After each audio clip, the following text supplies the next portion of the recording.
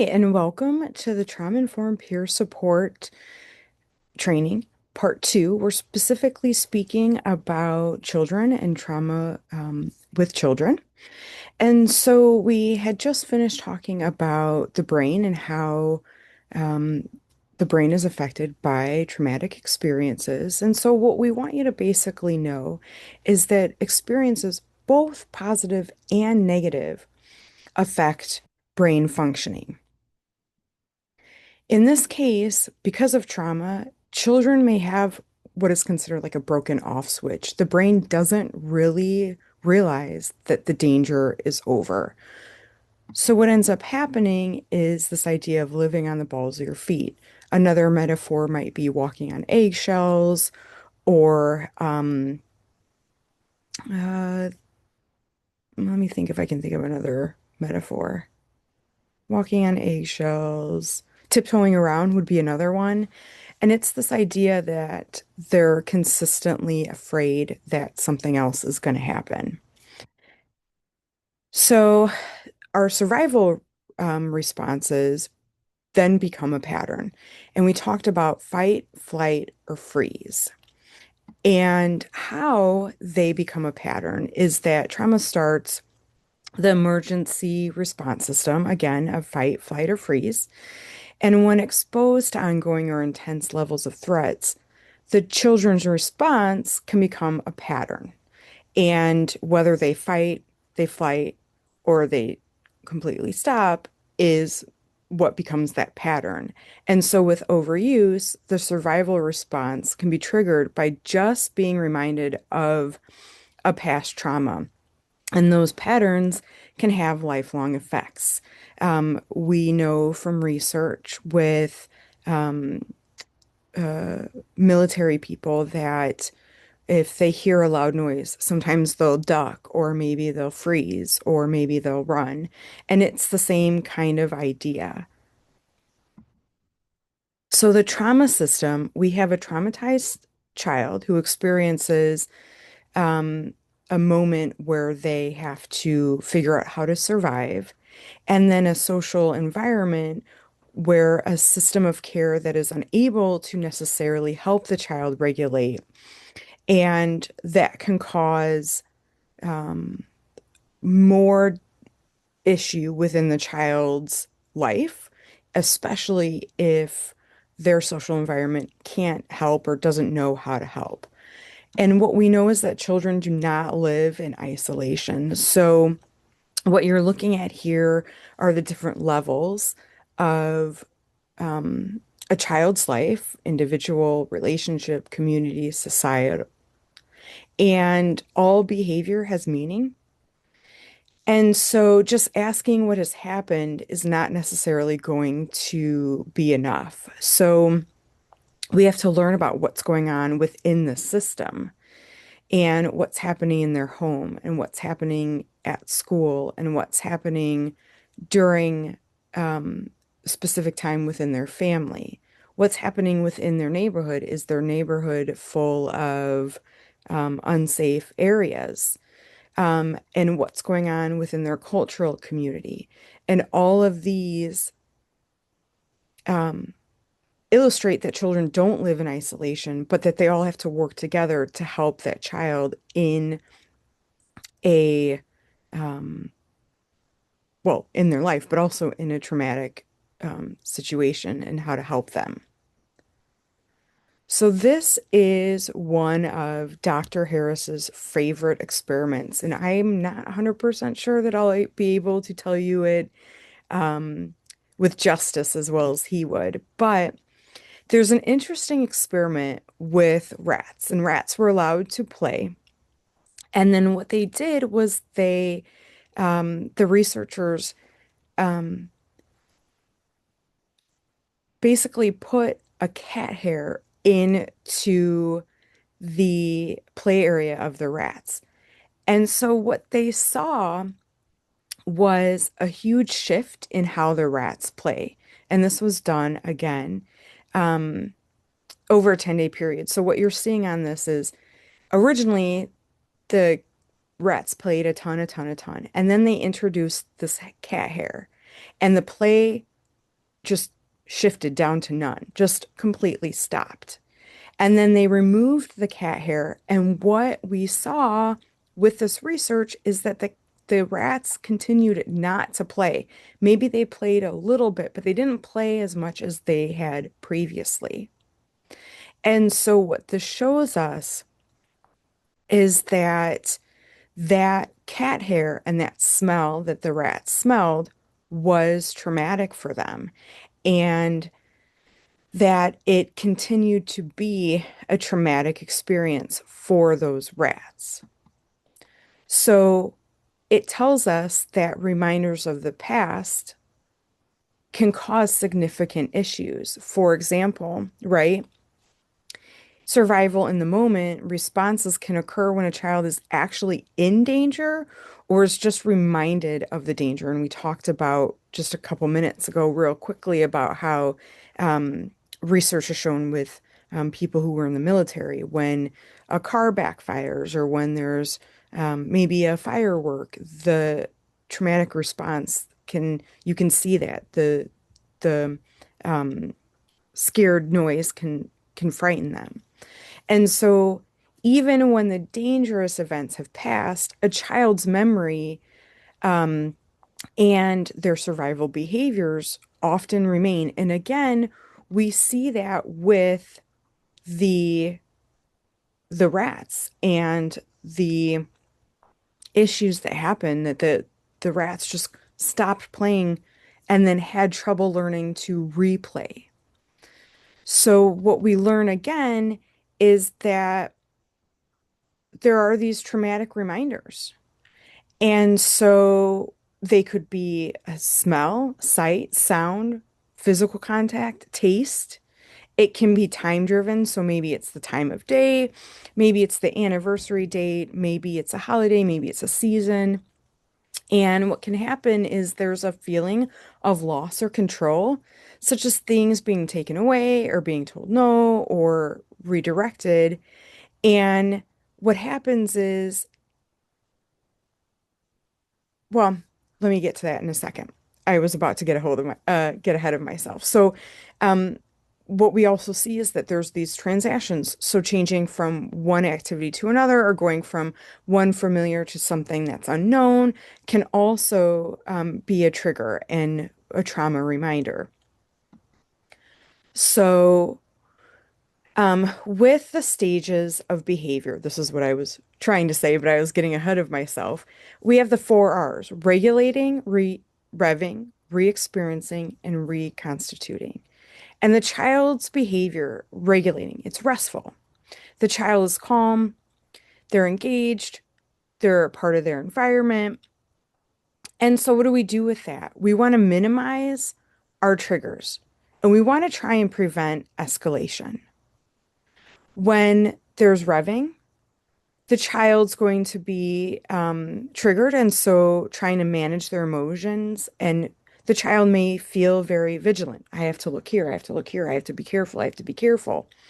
So we have to figure out how to help the child regulate those emotions. The re-experiencing, this is the whole idea of the fight, flight, or freeze. And this is when coping skills are overwhelmed. They're not working as well. They're struggling. The child is struggling. So we want to make sure that we um, maintain our efforts to help the child not be re-traumatized, and we want to help the keep the child safe um, and others safe during this time. And then reconstituting is that calming down of the situation. So they're starting to, or they're trying to manage their emotions and not re-engaging. And so we want to help them use those coping skills in a calming manner. And we want to shift the four A's and work with the three. I just totally messed it up. Let me change it again. We want to shift the four R's and help with the three A's. Ooh, so confusing, right? So the three A's include affect, so how people display their feelings, on their faces or in their body language. And you just saw that for me, right? When I was all discombobulated and all the different fours and the threes and the R's and the A's. Awareness, a child's sense of him or herself, what is going on in their environment, how we can keep them focused, and action, how the child behaves. So the trauma is going to start or is going to spark all these challenges. It's going to be a reminder, and the child's going maybe struggle with the following: their verbal or physical aggression. They may have very strong feelings, whether it's terror, anxiety, frustration, anything. Being able to concentrate and learn. The relationship challenges. So, do I trust this person? Can I respect this person? Does this person respect and trust me? Shutting down emotional, we want to stop the avoiding and the isolating, but that's probably what's going to be happening at this time with a child. And making inappropriate choices and self-harm. This is the fight, flight, or freeze, but it's not willful. It's not defiant. It's not malicious. They're not on purpose trying to be troublemakers. These children really don't know how to handle these situations and what to do and how to help themselves. So we're going to take this quick moment and watch this quick YouTube video. It's called Through Our Eyes, Children, Violence, and Trauma.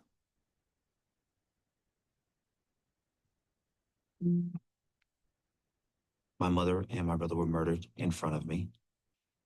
He put the gun to my head and he had me beg for my life. I was 10. I just turned 10. It's hard to come out and say that I was a victim and that I was abused, especially when you're little, because it's like a big secret that's always on your back and that you never know when it's going to come out. The image of my brother falling on that concrete floor and people stepping and just kicking with shoes on his face. I couldn't get that image out of my head.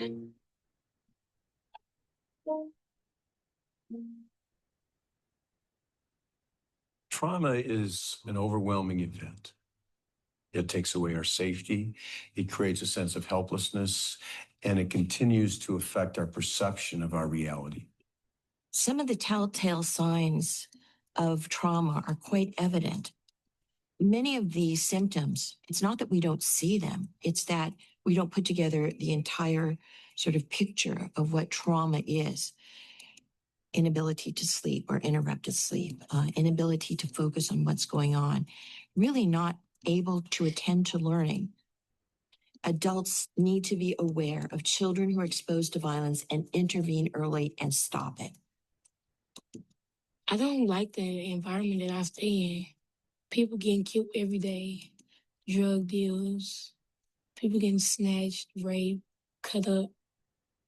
Whether it is a child who witnesses violence or a child who is the victim, you can't be fearful and be able to live your normal life. You have to be able to think clearly. And when you're traumatized, you can't do that. Violence continues then to affect a child in their perception of their community, of their family. The danger is right around the corner. And the brain gets wired to expect danger. My dad started like actually physically beating me to the point to where I go to school with covered in bruises. I don't know how many times I've been threatened to be killed by my own dad. My brother got shot in the head. He ain't make it. It makes you afraid at times. It makes you feel that, oh my God, you know what? I just lost a friend. I just lost a family member.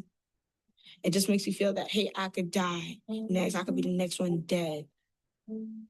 What trauma does is it triggers what's called the amygdala in the brain, which is our fight, flight, freeze center. And it truly is a change in the brain and a change in the stress hormones that are flowing through the body. All our brains have what we call alarm system, because the brain now has been wired for danger and it's triggered into this fight flight. We don't just get over a traumatic event, it continues to impact us. I started hearing my mom scream in the middle of the night. And it got to the point where he started like beating me and my sisters. I let my anger build up, didn't talk to anybody about it. When you hold everything aside, it's like a bomb and you get, it was like ready to explode and just somebody push that last button. Most kids who've experienced violence oftentimes have experienced multiple types of violence. In the kids we see, the average number of different types of violent trauma is 4. And so complex trauma then affects multiple areas of the brain because it's ongoing. Maybe it's gang warfare. Maybe it's drug use and abuse in the family. Maybe it's domestic violence. Maybe it's bullying at school. And if there is a layering effect of cumulative violence, it changes literally the DNA. It all started off with the hugging game. He would take us into his room. We would sit on his lap and he would hug us, and we weren't supposed to tell anyone. When I was 5, I would have to leave kindergarten class and go home and have sex with this man who was in his 50s. I remember the long walk home and crying and falling down and having to get back up and walking on. Child sexual abuse exists in the neighborhood, exists unfortunately at our schools, at our churches, at our homes, everywhere. And there are children out there suffering. Our first assault was in high school. I met a guy at a church and he wanted to be my friend. I thought it'd be great. And instead, he assaulted me and I felt very scared. When you have a child that doesn't get to work through that abuse in an appropriate manner, that abuse doesn't go away. It lives in that child.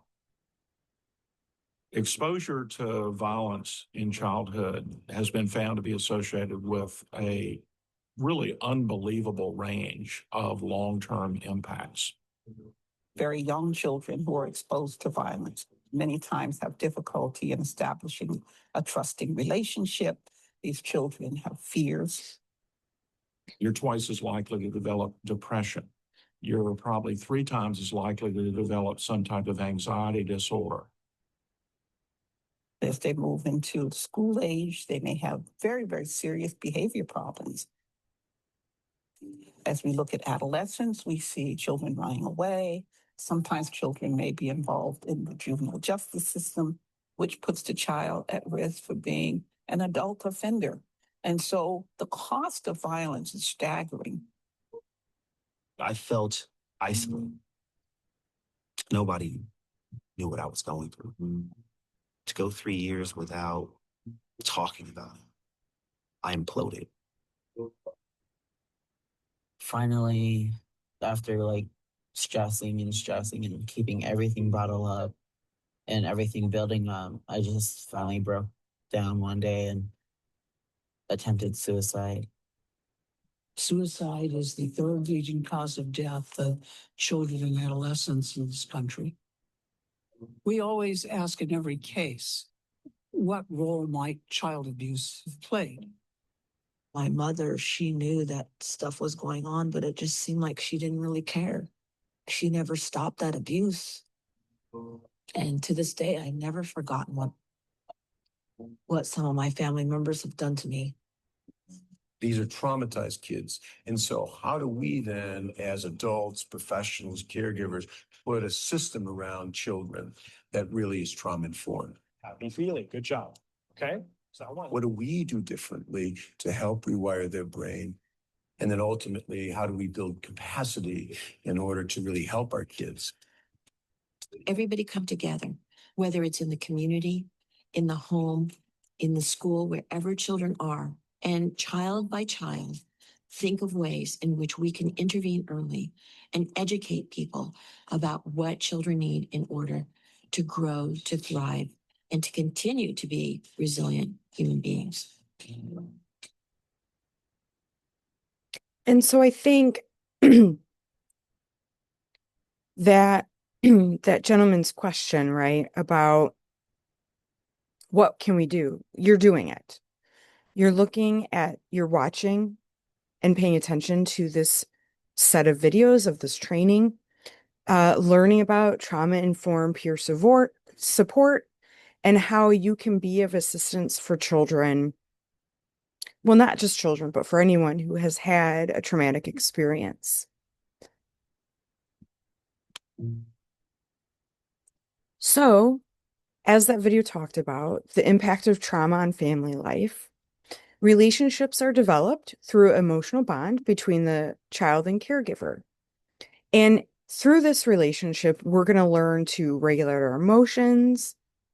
We're going to learn to trust other people. We're going to freely explore our environment. And we're going to understand ourselves and others through this environment. And we're going to understand that the impact around our world. And I'm going to tell a story that is not the same, but it has a similar idea. And you can see this, we've talked about, or we haven't talked about, we know, and there have been studies done on Ainsworth's strange situation where a stranger was put into a situation with a mom and her child. And while this experiment isn't very culturally great at the time, we learned how a child explores the environment based on that parent or caregiver. And you guys may have seen this with your own children where they're in a room and maybe they're playing around and they're going to turn around and just kind of make sure you're still there. And that would be considered a secure attachment according to Ainsworth.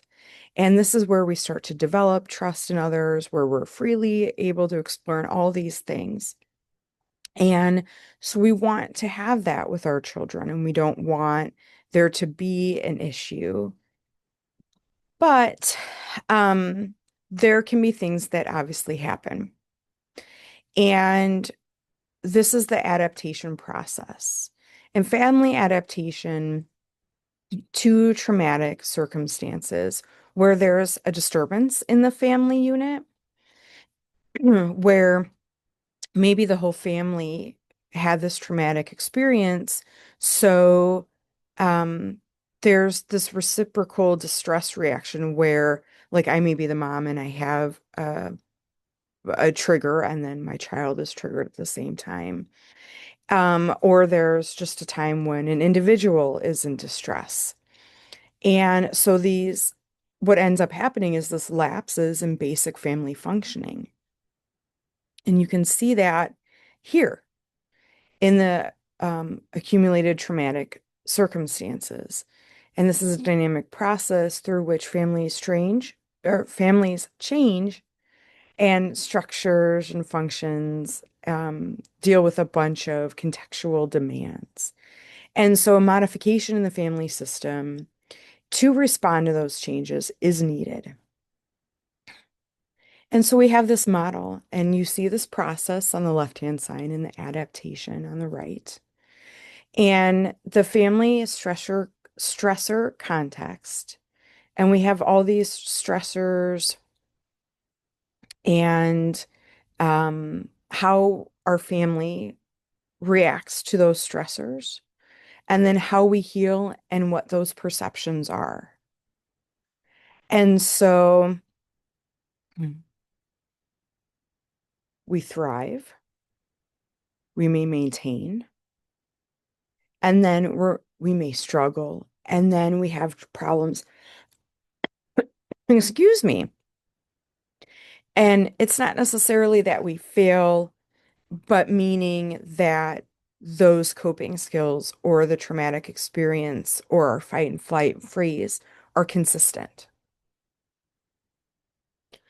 So we know that families who thrive tend to follow in these footsteps, right?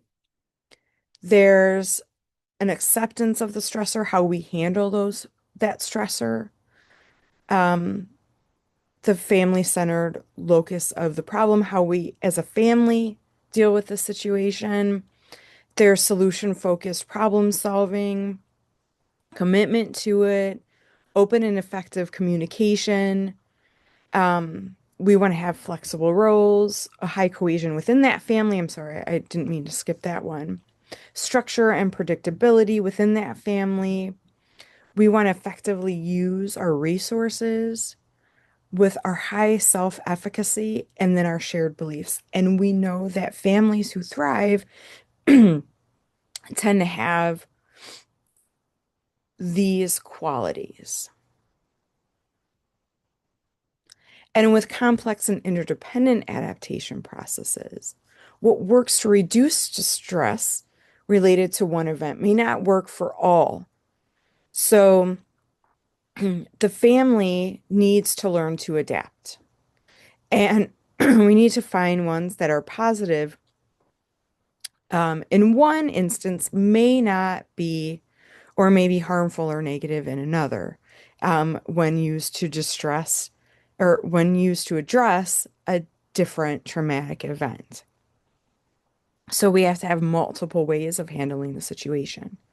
And that's that need for ongoing adjustments. And they can create less efficient and flexible use of coping strategies in the family. So we want to give families multiple ways to deal with a situation. The clinical characteristics of complex adaptations to a lot of family trauma, and you can see this, the individual stress kind of leads to disturbances within the family unit. And then there's this reciprocal distress reactions. And it's kind of like, it's not kind of, it is a circle. It just keeps going around and around and around. And how we deal with that and those coping strategies within the family unit is very important to help not just the child, but also the whole family. So we have these anxious anticipatory coping styles, and we don't want a child or a family member to be anxious consistently. That can cause a lot of issues within the biological system. We're talking about a consistent use or a consistent having a consistent amount of cortisol within the system, and that can be hard for the body overall. So we have this traumatic context, and how we handle it matters. And so this anxious anticipatory coping style is this vigilance. I have to keep looking around. I have to keep making sure nothing's going on, right? And that reactivity, that was me, like freaking out and looking around and being afraid. Habituation is the idea of, consistently looking for and worrying about this trauma. And so it becomes part of us, and that's that habituation. And or do we avoid? Which is also not necessarily a good thing. And so this, while it can be a circle, we could have a couple, we could have one, we could have all of them. And we don't want to have that. So our system deregulates.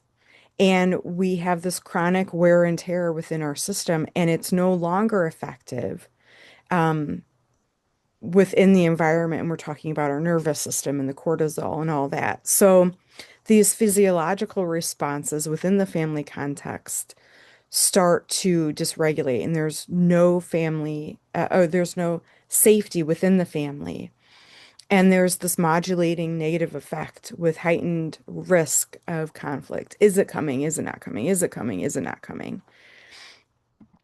And so the social context is going to also influence the stress response, again, through those physiological and cognitive processes. How's the family going? Do we need to use this stress response? Is there a traumatic experience? Is it the one we've dealt with before? Is it a new one? So Dr. Harris would like us to take a moment to consider. And so I'll just read these, and then I'm going to ask you to pause and think through them on your own. In what ways do family norms regarding acceptable, effective, and behavioral expression between family members become less effective? And in what ways does the family environment play a role in children's physiological functioning.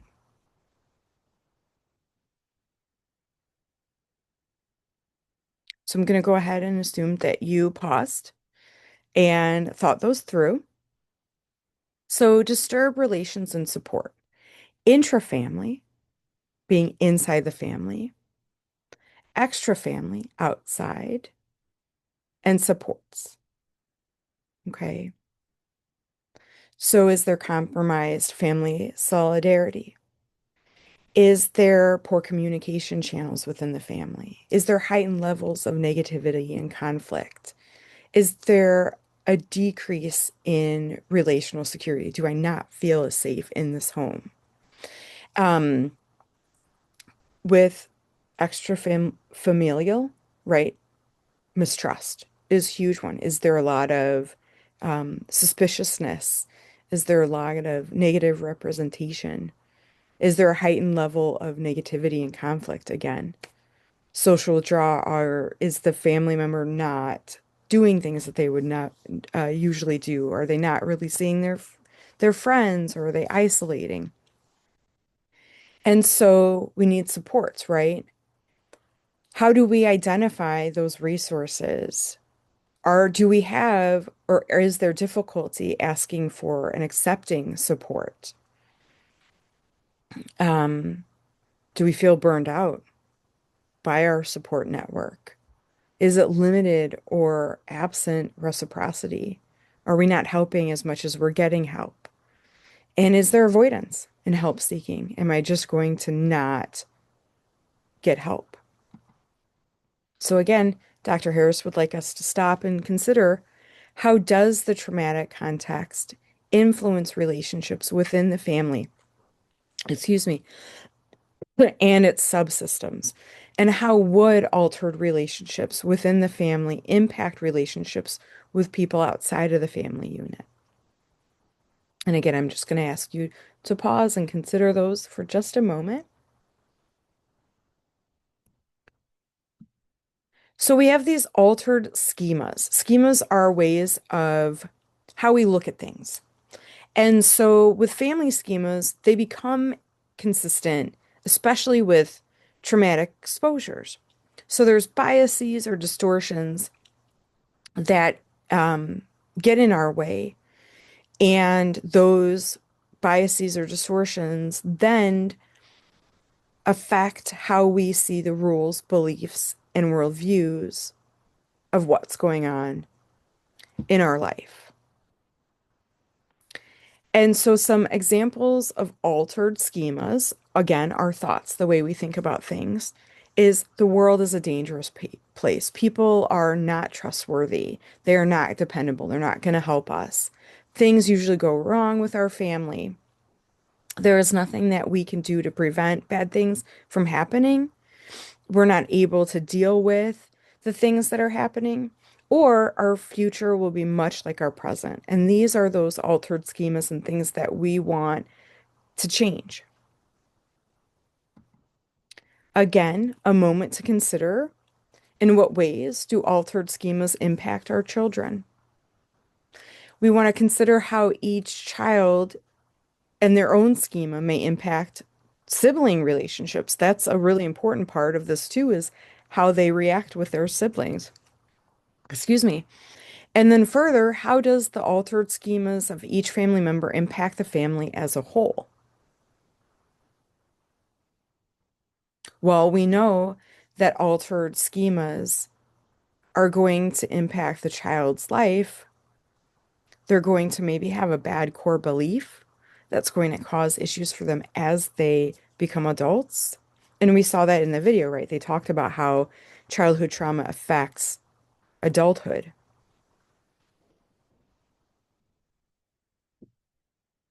Another moment to consider in identifying how accumulated traumatic experiences and its effects decrease a parent's functioning at the same time that it increases a child's caregiving needs. So a parent may feel like, I don't know how I'm going to handle this. I don't know how to do this, but the child really needs help at that moment. So how do the interactions of family members impact on the caregiving subsystem? So we want to be able to give coping skills to the child and to the family. And so there's different types of coping skills. There's problem focused in the moment. How do we assist with this moment? Do we pull somebody out of the situation, or what do we do exactly? Cognitive coping is those core beliefs and those schemas. How do we help those at the moment? Behavioral coping is how do we deal with the overt behavior? Maybe the child is,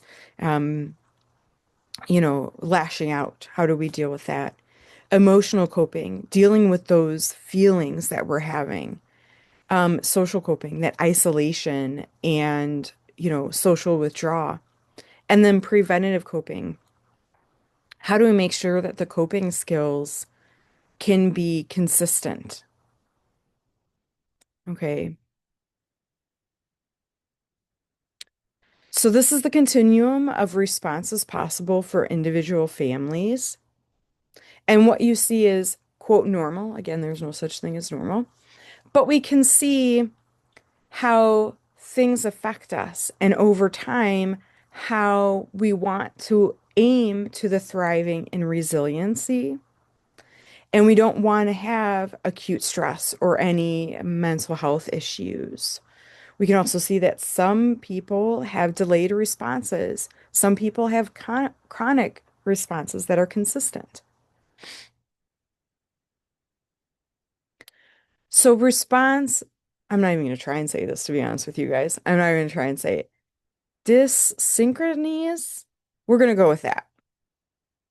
We're going to go with that, okay?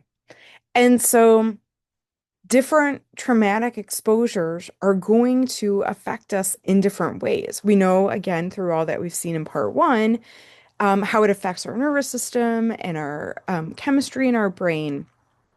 But especially with multiple different types of traumatic experiences, it can cause differing appraisals and events and contexts, and those continuum of responses. And so we want to come up with individual and developmentally appropriate coping strategies and styles in order to assist the child or the adult or the teenager and how they respond to a trauma going forward. We know that there's lapses or decline in the family's ability to serve its basic functioning.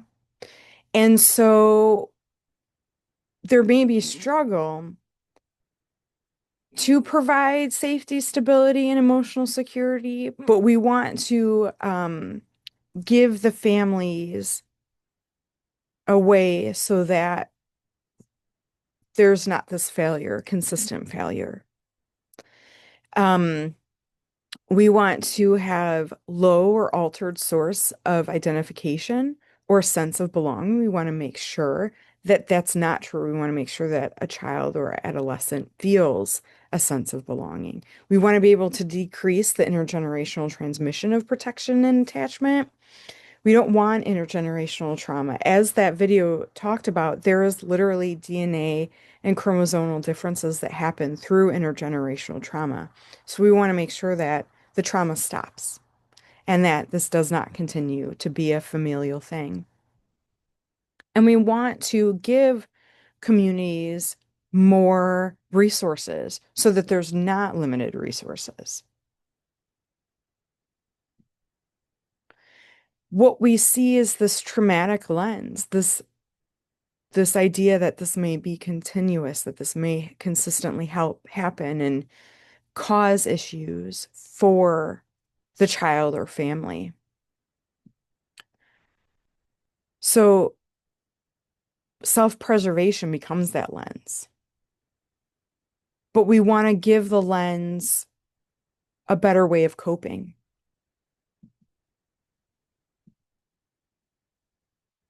So for some children and adolescents, responses to traumatic events can have a profound effect on the way that they see themselves and the world around them. And they may experience important and long-lasting changes in their ability to trust others, We've talked about this, their effectiveness in navigating life challenges, or the belief that the world is just or fair in their life.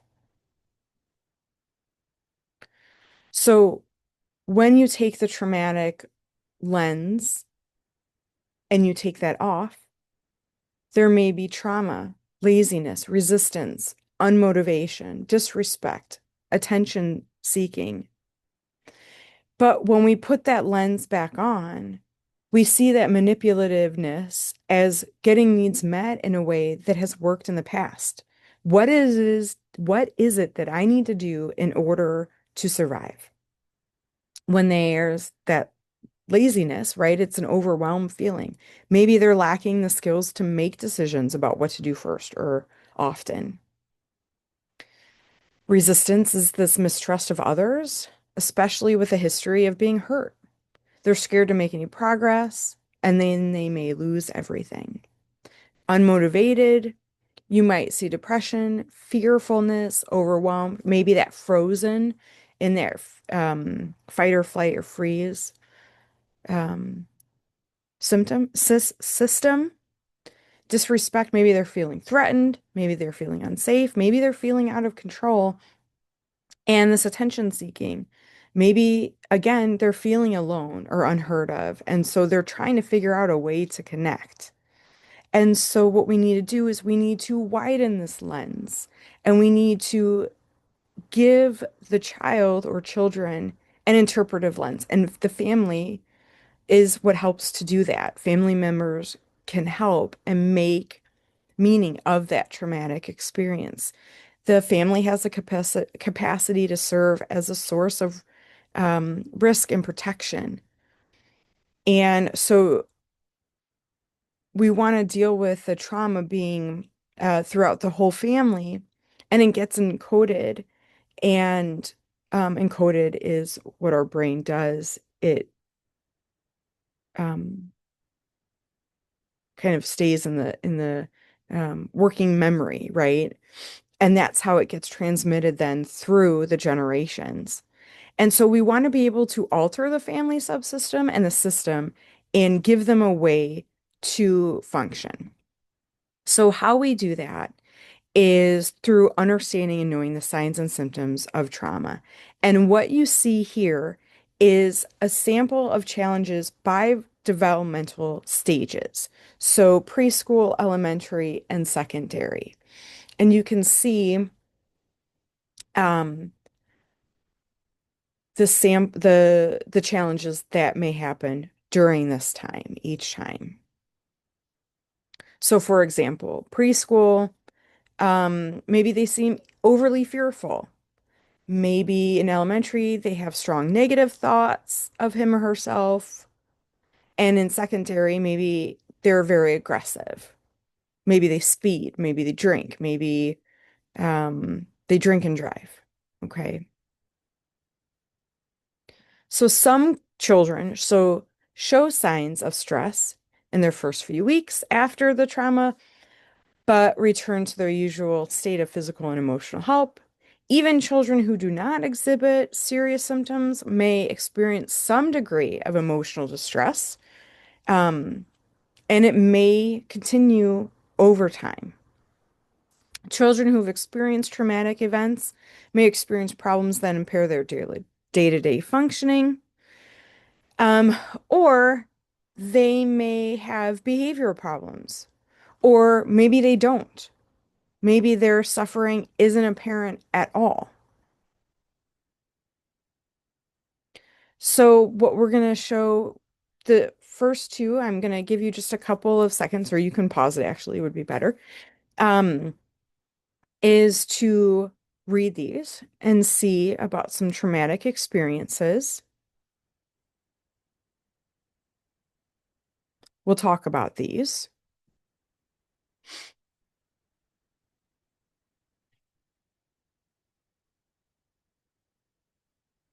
Okay. All right, let's take a look at this video.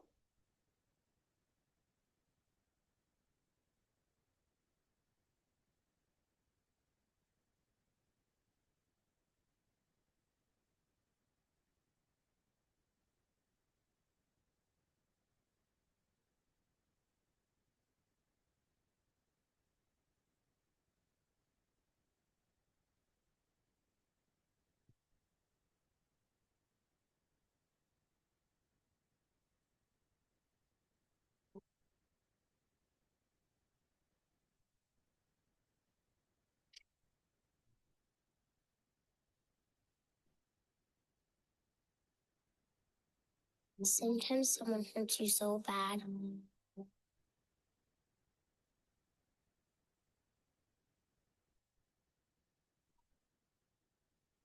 It stops hurting at all.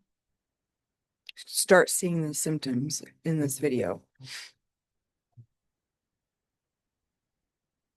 Until something makes you feel again. And then it all comes back.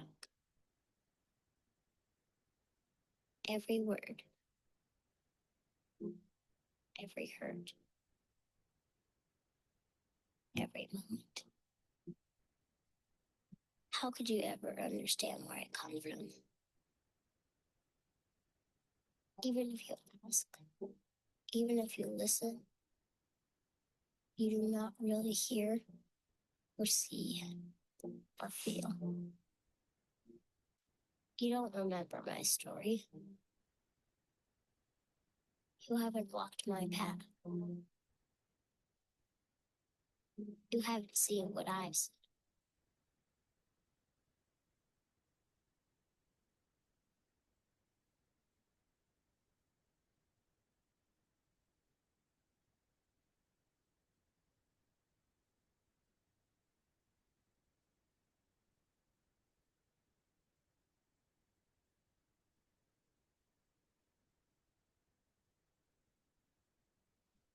My past defines me.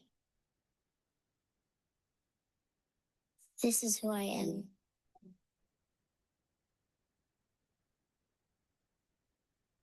I am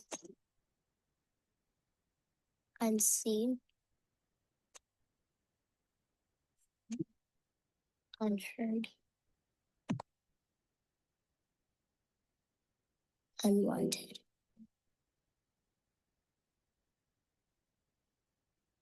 That is what I am.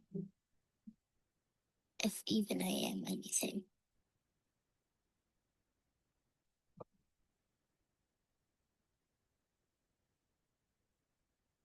So I am going to pause this and move on because we only have about 10 minutes left in this hour. But I want to talk about the fact that, wow, powerful, right? What you're hearing is possible thoughts from a child who is in a traumatic experience. And like she said, it comes and goes. It's consistent. You don't really necessarily know when it's going to happen. But there's this belief that she doesn't think anyone understands what's going on with her. So through this, we learn about traumatic related disorders. Post-traumatic stress disorder is one. Complex PTSD is another. Developmental trauma disorder, which is proposed. They have put that in there. But other common disorders that you may see in children with a traumatic experience could be depression, panic attacks, substance use, maybe attachment issues. I skipped over dissociative because I want to talk about that for just a quick second. Disassociation is when the child kind of steps out of the situation mentally. And so this can cause a lot of issues later on. And so these disorders can be a function of what happened to them based on what I'm going to change that. You know what? I'm going to change that. Let me move on. So with traumatic disorders, this was what I was trying to say. Misdiagnosis is possible. Especially when it comes to trauma-related anxieties, especially when it comes to children.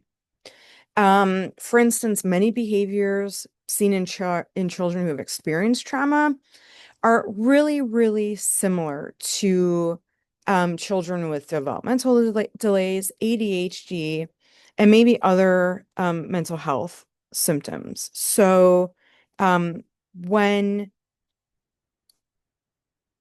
a child is being diagnosed, we want to make sure that we tell whoever is doing the diagnosing or the therapist or whoever it is that there was a traumatic experience. And without recognition of the possibility that the child is experiencing a traumatic experience, adults may develop a treatment plan that does not fully address their specific needs. And so, understanding that the trauma comes in all shapes and sizes, and understanding that we need to give these children ways to cope, but also we need to make sure that we are understanding what's going on with that child is key. We need to understand what's going on with the child, but we also need to understand the family unit. Okay. So, trauma behavior as a survival technique, they're just trying to get through the day. And you saw that with that little girl in the video, right? She was at school and she was just trying to make it through that. She was just trying to take care of her brother at home while the traumatic experience was happening. So, searching their limited resources for whatever helps them get through the day, there's going to be long-term, or there's going to be a little regard. There's going to be no regard or little regard for those long-term consequences. So we see possibilities of drug and alcohol use to numb the pain. Maybe they join a gang, or as a way to belong. It gives them a sense of belonging. Aggressive behavior may help the child feel powerful. Or promiscuous promiscuous sex helps the adolescent feel loved. So, we need to help the child or children that have had the traumatic experience deal with what's going on in order so that their long-term consequences aren't very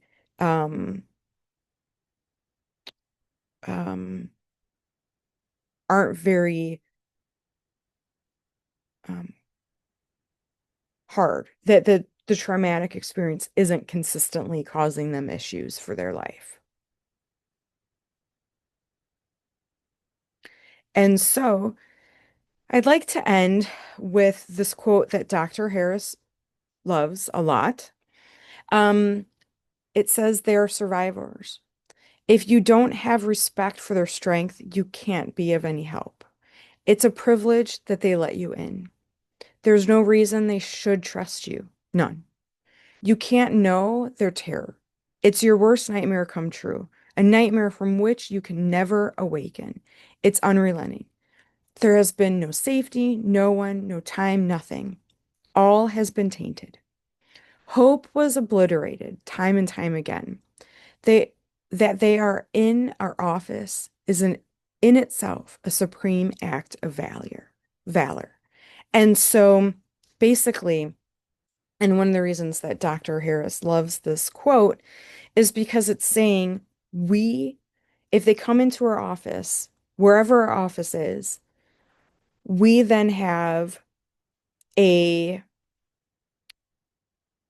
can have hope that we can be of assistance for that child and for that adolescent who needs that help. And so while we or the child may see that there's nothing that can be helpful, we can give them hope. And we can say, you've come to the office, you've come to this place, and that's a big deal. And thank you for taking the step. And that's a huge, huge thing for a child or an adolescent. That's the first way of asking for help. They may not specifically say those words, but just being there is asking for help. And we as the adult, whether we're counselor or we're here for the trauma-informed peer support, just having that is a big deal. And so that is the end of part 2. Thank you very much for listening. and we will see you in part 3.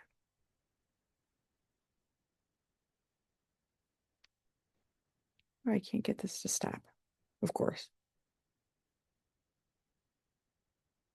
Thank you very much.